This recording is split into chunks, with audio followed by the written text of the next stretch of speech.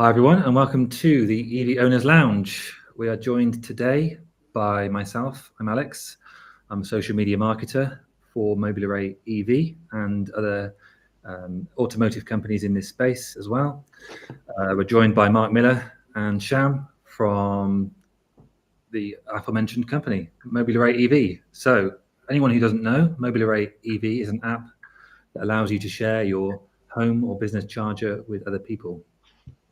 Now, today's topics will be hopefully getting good insights from you guys in the comments. So please feel free to ask any questions you have, and keep the conversation going, and we'll hopefully help answer all those questions on this session. So with that, we want to cover hot topics this week, kind of news stories that have come through in the electric vehicle space. And I guess we can kick it off really with the first one, which is what we posted recently on Mobile Array EV, which is talking about the rising public charging costs. We're talking about motorway service stations.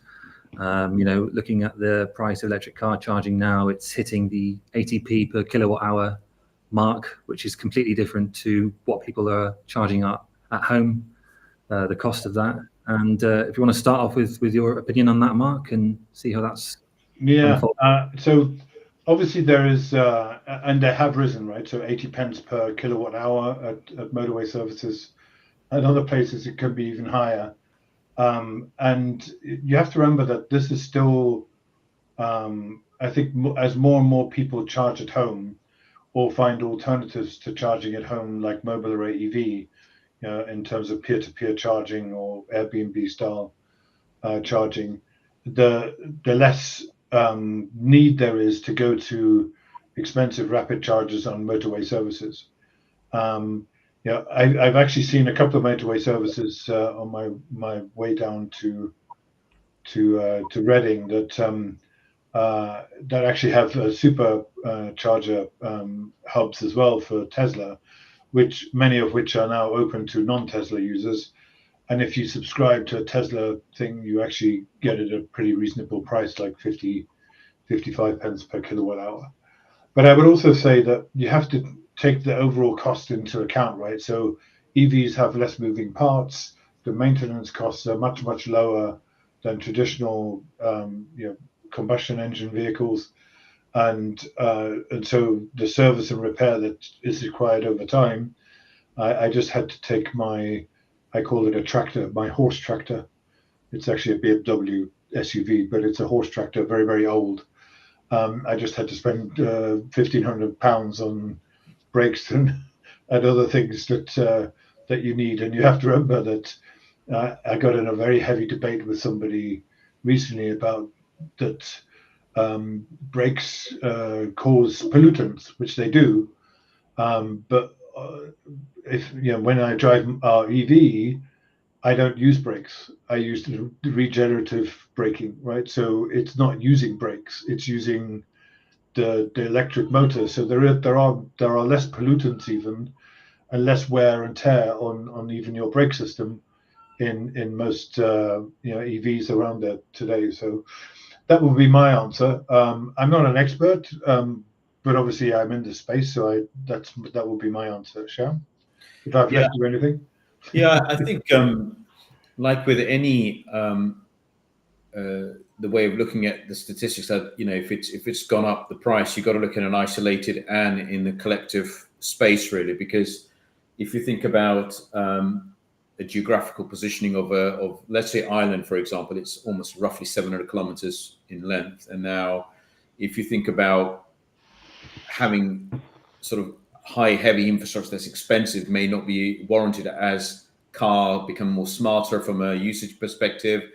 Battery life increases. You need less and less stopping and charging at expensive destinations or expensive areas. Sorry, whereas charging locally through a system like ours or eco platform like ours makes more sense because it's not really required.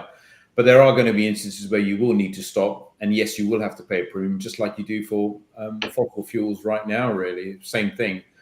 I think it's a matter of the use case of understanding is that yes, the cost may be going up because they're trying to recover the infrastructure or it could be that there is no other alternative in that area, and that's why they priced it up, for example. And as more and more infrastructure becomes better, battery life increases, those prices might normalize and come down. And oil prices have come down in the past as well for economic pressure or whatever other pressures. But so the same pressure could apply to the economy, that the price has to come down because less and less people are using it or less frequently needed. So I think that's the only added dimension I would add to that context is that it's a new technology that's being adopted, but the cost could change based on geographical positioning and pressures from external and internal really of usage. Yeah, and actually looking ahead, because you just triggered something, Sham, is that I saw a news item maybe 2, 3, 4 weeks ago that said that we've just closed down the last coal-powered power station in the UK, which I think is fantastic news, and also I think means longer term as we go more and more, because the amount of percentage of renewables actually equally surprised me. Yeah. And the more and more renewables you go, the more and more cheaper I think the energy will eventually become. The reason everybody's paying more for energy, including myself, my energy company keeps wanting to put the price up for the direct debit. I keep saying to them, no, let's keep it where it is. I think it's because we are somewhat dependent, even though it's a smaller amount, on the gas prices for that's because of the things that are going on in Ukraine and Russian supply of that gas, right? And so the more you can wean ourselves off that, the more we can be renewable, the less energy dependent we are, and the cheaper the energy will become. Yeah, I mean, exactly. And there's a lot of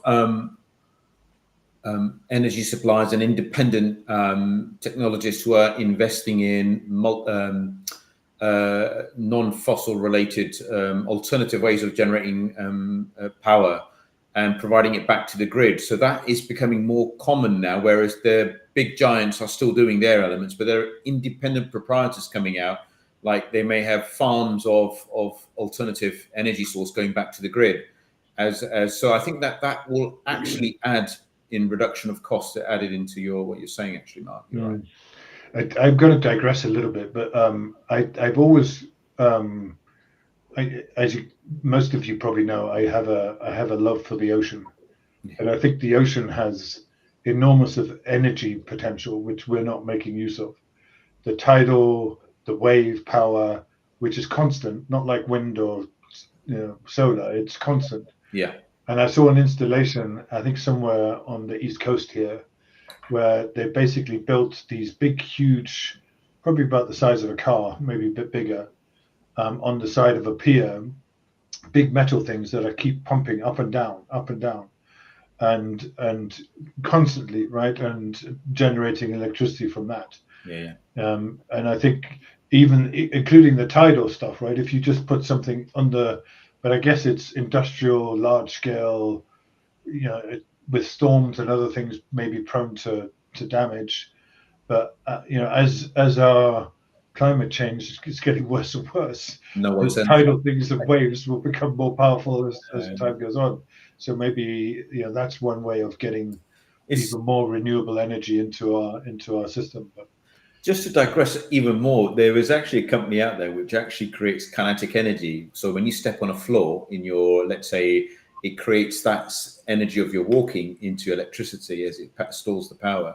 So there's interesting ways, imagine a place heavily populated like London on the curb. I saw, was it Toyota or somebody that created this hydrogen cell, this mobile hydrogen cell that you can plug in? Yeah. What they don't tell you is the amount of electricity and energy it actually takes to create this energy cell, and until that changes, I don't see hydrogen really being particularly green to do this. I think it comes down as well to the people in the energy industry will know a lot more, but there's obviously the bathtub curve, which is the demand, which goes down overnight, and obviously people with EVs have tariffs overnight where they charge a lot cheaper. And I think to fix that, a lot of people are obviously installing home batteries storage, which can be run at night, for example, be charged up at night, so therefore on cheap electricity. And I think ultimately over many years now, we'll see in the future kind of more kind of battery systems that are charged with cheap electricity rates to smooth off the curve, and then ultimately the smart technology and things like that, the algorithms will work out the cheapest time to charge the car or to charge the battery, and then ultimately, hopefully, the idea is that not only your battery will be and your car will be cheaper to charge, but also your home, and to ultimately match demand and production at the same time throughout the entire kind of 24 hours in a day is probably the ideal situation. I think we're getting closer to that now. Yeah, hopefully that's a topic for the next session, repurposing EV batteries, because obviously now you can buy the battery storage and the Tesla wall and various other things to do that. And I think as carbon tech becomes more and more common in the house as well as the car, I think reusing your old Tesla S's or battery as your battery storage in your house, I think it will become an interesting proposition, right? So I've met a few people that have done 260, almost 300,000 miles on the Tesla, and the battery's still pretty good, and the battery's outlasting the car. And maybe the best option is to actually use it as battery storage instead of with your EV as your EV starts to crumble. Not that it does in 8 years, I don't think, but yeah, it's a good idea. Yeah. It's also fundamentally the education piece. So there was I was reading an article by the Society of Motor Manufacturing Traders, and it's interesting what they were saying is that 80% of the automotive industry is very fossil driven from a knowledge perspective. Now there's a huge gap in promoting non-fossil related skills and capabilities. It may be a transition easily done, but it still requires a pivoting of education. And that in its own right will promote technology, growth, spark ideas of different ways of producing electricity, storing it, providing it back to the grid, cars, etc. This whole thing, we're focusing on car itself, but behind the scenes, there's huge amount of capabilities that we still don't have in the UK market, that we are mature as an automotive sector from a fossil related, but from an EV, we're really just started off. So I think this will help to promote in reducing costs, not increasing it at some point, if that makes sense. Yeah, absolutely. Speaking of the automotive industry as a whole, really, we're seeing changing in production. Ford, for example, they've announced, a temporary halt on the F-150, the Lightning trucks in the US. I think I read as well that Volkswagen are looking to close some plants in Germany. I think with the whole shift of the industry as a whole, reduction of maybe the demand for vehicles, and also the slower shift that we're maybe seeing from the big auto brands or the big consumers in electric vehicles. So, yeah, Mark, I thought you sent me this story as well earlier. Yeah, so. I think that, Volvo have also said that, they which is owned by Geely, which is a Chinese company, but they always plan to be BEV only, battery electric vehicles only, and have now brought in some hybrid options as well. Yeah. And I think there's a number of things going on here. One is the incumbent OEMs, manufacturers, they have focused on building EVs which are more high-end and more luxury, rather than trying to produce EVs that are affordable. And the F-150 Lightning, I don't know if you've ever seen that beast. It's one massive beast, and it's not something that is what I would put in the practical affordable bracket. At least not for the UK, and even having lived in the States for 12 years, it's not even that in the States. And then you combine that with cheaper Chinese alternatives, and these incumbent manufacturers just haven't got their strategy right. They've pausing and doing this and adapting to the different demands that they see, but the reality is the overall car market is not in a good spot right now. Yeah, It's not just EVs that are, and actually there was a report I think only yesterday or the day before from SMMT, which shows that EVs are still out, selling the above 20%, which is what they're supposed to be. And they're outselling diesels and petrol by a long way. yeah. So if incumbents really want to make the right choices, and I'm not here to tell them how to make the right choices, right? But it seems to me more affordable EVs or more cost-effective EVs, right? The BYD Seal is comparable to a Model 3. And trust me, I've been in it and driven in it, and it's got a better build quality than Model 3. And it's a lot cheaper, right? In the UK, we're still lucky. We haven't got any tariffs on Chinese imports yet. They've pretty much been banned in the US because the tariffs. 100%. And now that Mr. Donald is in there, it's probably going to go even higher, right?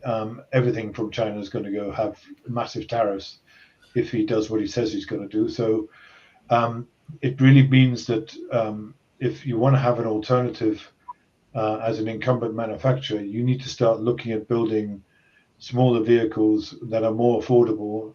And I think some European manufacturers have done reasonably well there. I think if you look at Opel, Vauxhall, they've got EV models that are price parity with petrol and diesel models. Fiat Mini has now produced another couple of models so I think the smaller market, more affordable market, I think is more likely where they're going to succeed, rather than producing these luxury things that nobody can afford. So there is a couple of things that I think last year there was a budget of I think 4 billion set for automotive R&D specifically in the UK, and they're driving it through. I believe they're creating around about 20 to 22 centres across the country. Things like University of Warwick and MTC in Coventry and MIRA in Nuneaton, where they're trying to create innovation to make it more accessible and easy and cheaper. And the reason why is I think last year Labour launched sort of an automotive sector strategy as well. But this strategy was interesting enough, which was it involves bringing together Department of Transport, the business, the energy sector, security and net zero, all of them together as a strategy, so that it's not one department that's responsible, it's the whole strategy being pieced. So that's an interesting directional change. Will it get implemented and how is a second question.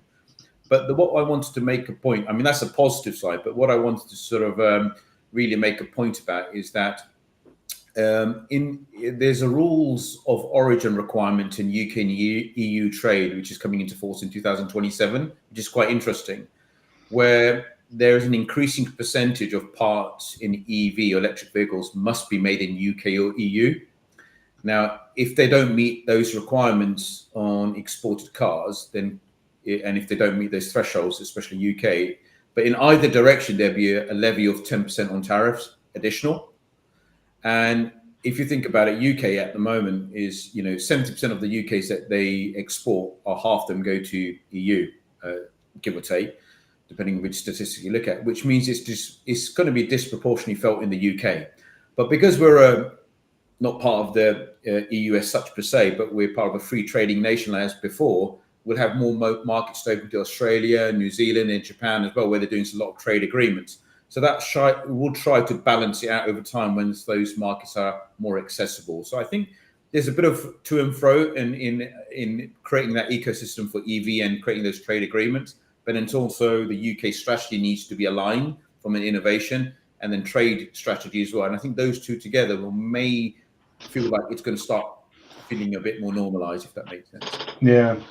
I mean, just to add, I've been looking at us Mobile Array EV entering the German market, because they don't have a solution like this in that, and there's quite a lot of negativity around electric vehicles, even though the sales are still doing quite well there.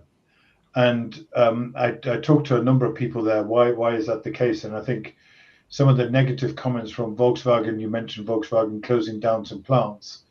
It's easy to blame the EVs, not that the plants that they're closing down are necessarily EV, which they're not.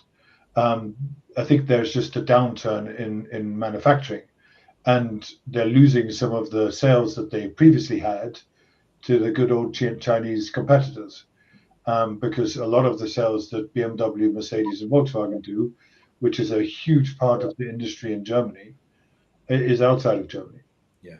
And the reason they're so negative is because there's obviously, as we keep saying, there's a lot more parts on a combustion engine car, and there's a huge kind of down chain of companies that supply and provide the innovation and supply this stuff to those manufacturers that are in Germany, and so everybody's jobs on the line, right? And so there is a even bigger negativity there than you have with the EV haters that are all around the world, which is a weird thing for me to understand anyway. Why you would hate an inanimate object, I don't know. But the reality is that I think that industry need in Germany, for their economy and for people's jobs and livelihoods is another reason why that's the CEOs, that's what they live in, and that's the environment they're in, and so their outlook becomes negative towards shifting everything into an EV. But you look at BMW, what now that they've brought out the Mini, that's probably the only small, and I'm not even sure I would call it an affordable option that they have in terms of EV. Right? Otherwise, they've focused on, they had the i3 at the beginning, which I think a lot of people liked, but that still wasn't cheap by any means, and they've kind of stuck to the higher range ones ever since. And Mercedes is the same. I think the assumption is that only people that are affluent and have money can afford to buy an EV, and that's not where you're going to have success in the market long term. And I think that's where they've reached the point now where they need to start producing for the masses, not just for the affordable affluent.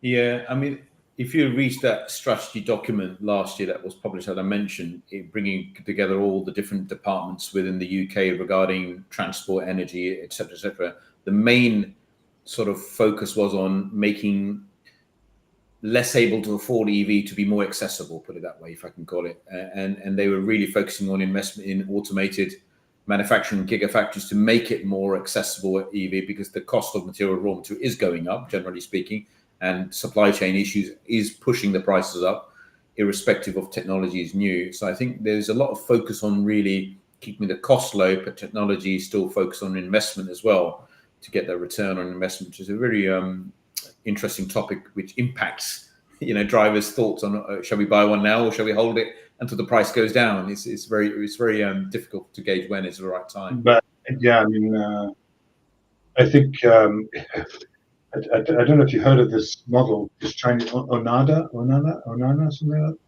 Omada.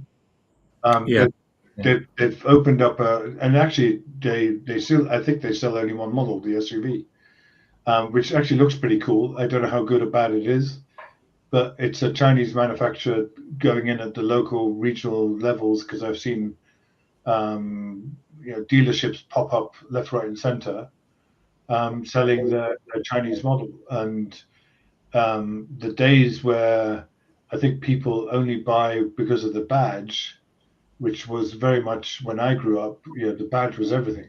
Yeah. Why do you pay 70, 150,000 for a prancing horse? Because it has a prancing horse. That's why.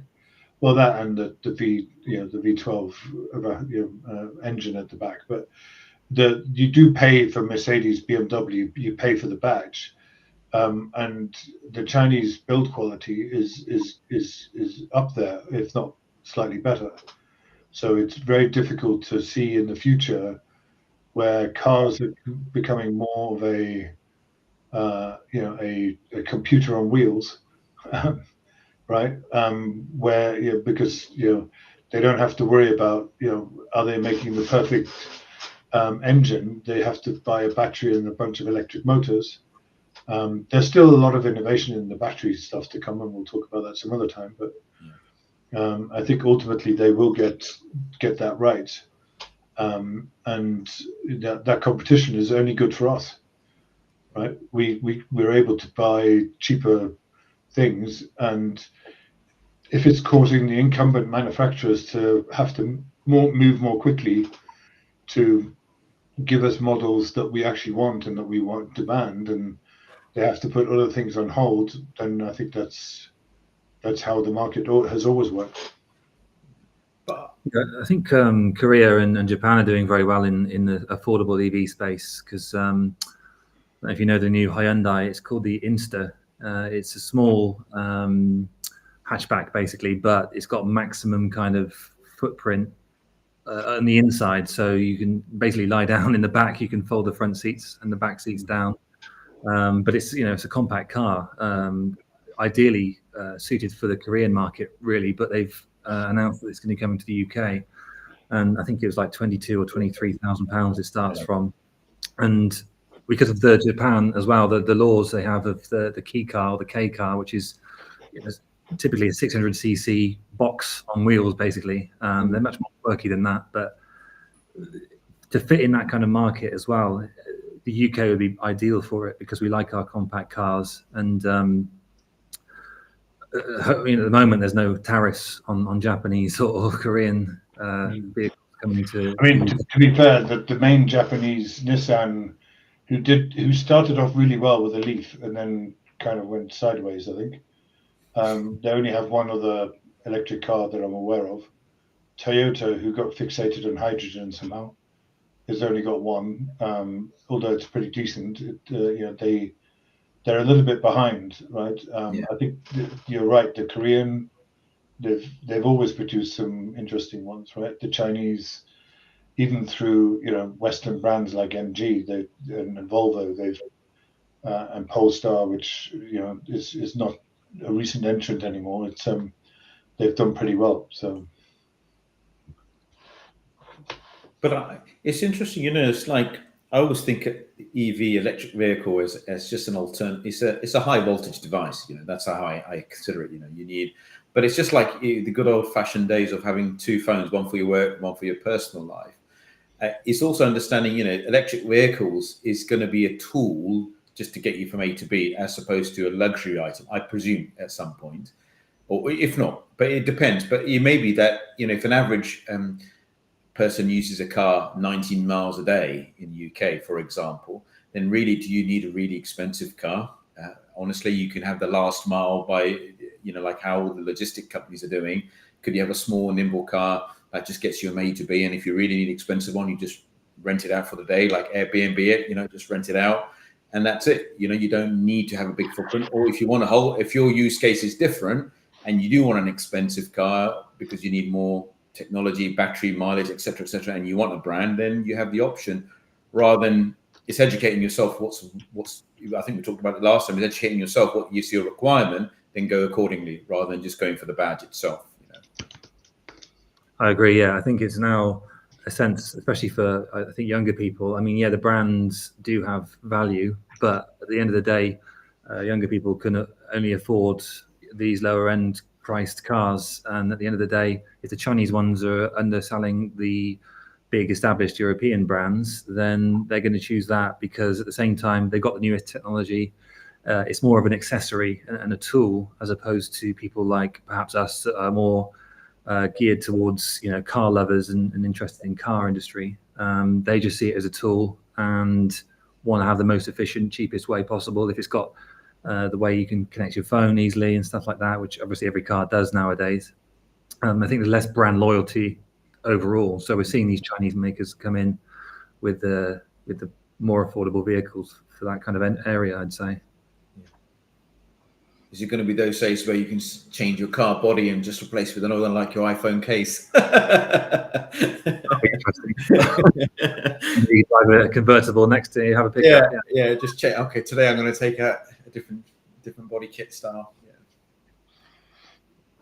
Okay, brilliant. I think we're at time now, everyone. So thanks everyone for joining, and we'll see you on the next one, as always. Yeah. Just a quick one before we go. If you're wondering what Mobile Array EV is about, we're an Airbnb-inspired marketplace connecting drivers to people that want to share their private chargers, whether they're a business or a resident.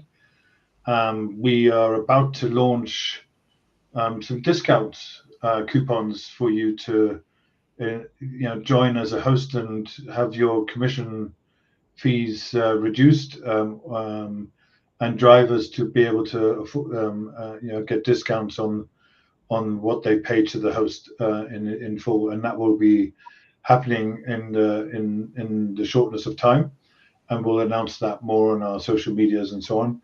But we have a lot of differences, as you probably saw if you saw our posts. We have been shortlisted for EVs Award, which is the industry main awards for EV businesses, as the startup of the year. And I read the small print today, and I have to wear a black tie, which oddly enough, I don't have a black tie. So it's a black tie event. So either I go there very scruffy and they don't let me in, or I have to go rent something. So anyway, that's just a little bit of news about us before we go. As Alex said, thank you for watching, and we'll see you next time. Thanks, Mark. Thanks, Sham, for joining. See you next time.